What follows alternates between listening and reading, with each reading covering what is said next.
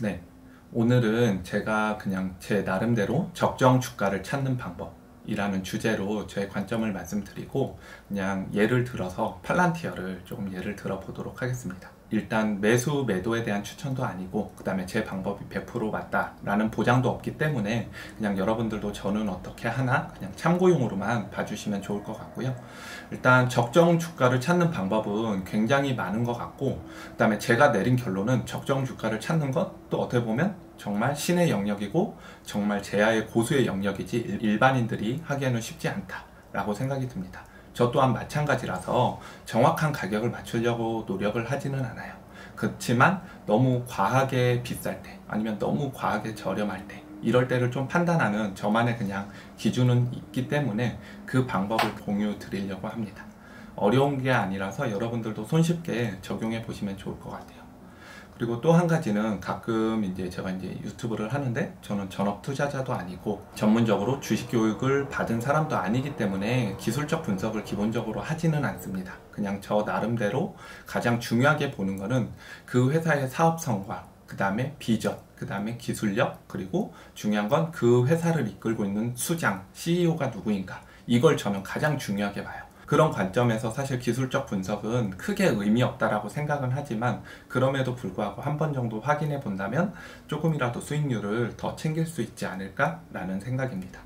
그래서 제가 그냥 예를 쉽게 들기 위해서 제가 투자하고 있는 팔란티어로 예를 들어보도록 할게요. 제가 생각하는 팔란티어의 현재 적정 주가는 20한 1, 2불에서 20한 7, 8불 이 정도 사이라고 볼 수밖에 없어요. 왜냐하면 그 구간이 지금 강하게 매물대가 형성이 되어 있고 박스권으로 유지가 되고 있기 때문에 왔다 갔다 하는 경향을 약 한 10개월 정도 보이고 있기 때문에 이 정도라면 이 정도 가격대가 모두가 인정하는 적정 가격이 아닌가라는 생각을 합니다. 적정 가격이라는 거는 사실 누군가 지정을 하는 게 아니고 시장에서 만들어진다라고 저는 생각을 해요. 왜냐면 모든 물건, 주식, 부동산도 마찬가지로 누군가는 지금 비싸다고 해서 파는 사람이 있고 누구는 지금이라도 싸다고 생각해서 사는 사람이 있는 그 어느 지점에 서로의 가격이 형성이 되기 때문에 그걸 그대로 보여준 게 주식의 그래프가 아닐까라는 생각을 하게 됩니다. 그래서 일단 제가 주식을 볼 때 크게 저는 세 가지 지표 정도는 확인을 하는데 첫 번째가 일단 매물대고요. 두 번째로는 RSI 지표고요. 세 번째로는 거래량이에요. 그래서 차근차근 하나씩 어떤 식으로 살펴보냐면 일단 이거는 한 1년 정도 기준으로 봤을 때 1년 정도의 일단 일봉이나 주봉 차트로 바꿔놓고 매물대라는 기능을 검색을 해 보시면 그 가격대에 얼마나 많은 사람들이 투자가 되어 있는지 매물대 차트로 볼 수가 있습니다. 그러면은 최소 저 같은 경우는 그 매물대 차트에 걸쳐 있거나 아니면 그 아래에 있을 때 사는 게 조금 더 현명하지 않나 라고 생각을 해요. 근데 만약에 매물대 차트가 어느 두터운 층이 있는데 거기보다 과하게 지금 올라갔으면 올라간 매물대 차트에 형성된 가격보다 지금 올라가 있다면 그거는 한번 투자를 할 때 저 같은 경우는 조금 조심해야 되는 포인트라고 생각을 합니다. 물론 그 가격대가 이제 다시 안 올 수가 있어요.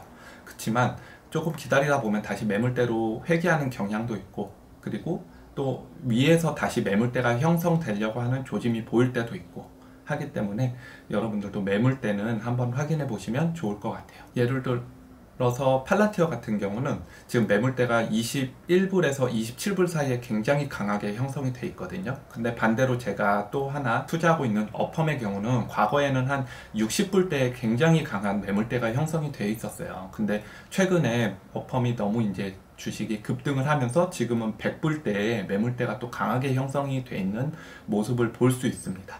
그래서 이런 매물대는 한번 확인을 해보고 이 매물대가 많다는 거는 이 가격이 적정하다 해서 투자한 사람이 많다라고 저는 해석을 하고 있어요. 두 번째는 RSI 지표인데요. 거기에 보면 RSI 지표 그래프가 나오게 되거든요. 그래서 RSI 지표를 보시면은 RSI 위쪽에 너무 과열됐을 때 또 너무 침체됐을 때 이게 표시가 돼요. 저는 영웅문의 HTS를 주로 사용해서 보고 있는데 거기에 RSI라고 검색을 하시면 지표를 볼 수가 있습니다. 그래서 그 지표에 보시면 이렇게 위쪽, 그 다음에 아래쪽 이런 식으로 너무 좀 과열됐다 싶으면은 그 기준선을 넘어가서 약간 붉은색으로 표시가 되고요.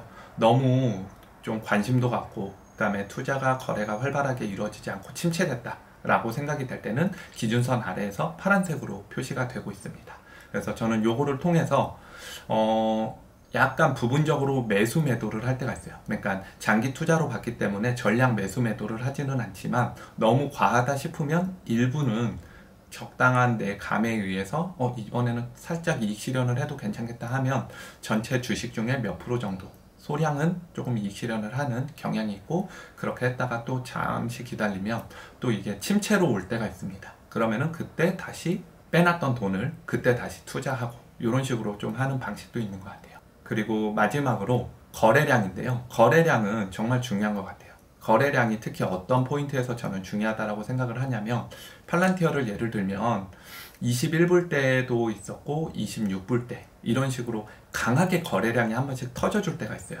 그러면은 그 말은 뭐냐면, 저보다 더 훨씬 주식을 공부하고 그 다음에 저보다 더 주식에 탁월한 안목이 있고 그 다음에 어떻게 보면 좀 고급 정보를 알고 있을 만한 사람일 수도 있고, 이런 식으로 기관 또는 전문 투자자가 정말 싸다고 생각하기 때문에 거기에서 이제 물량을 사는 경우가 있고, 그 다음에 실적 발표나 어떤 이슈에 의해서 이제는 이 가격이 안 올 것 같다 할 때 정말 강하게 매수로 돌아오는 경우가 있어요. 그거는 거래량을 보시면 한 번씩 이렇게 팍팍 튀어오르는 그런 기간이 있거든요. 그래서 팔란티어 같은 경우도 제 기억에는 한 26불 때 강하게 거래량이 딱 치솟는 경우가 있었는데, 그때 사실은 그게 개인들의 힘으로 이루어진 게 아니고 기관들이나 뭐 전문 투자자 아니면 주식의 고수들이 들어오는 타이밍이기 때문에 그 타이밍이 어떻게 보면 이 기업의 적정 주가다 라고 판단해 볼 수 있는 저만의 기준인 것 같습니다. 그래서 저는 이 앞서 설명해 드린 이 세 가지 경우, 매물대, RSI, 그 다음에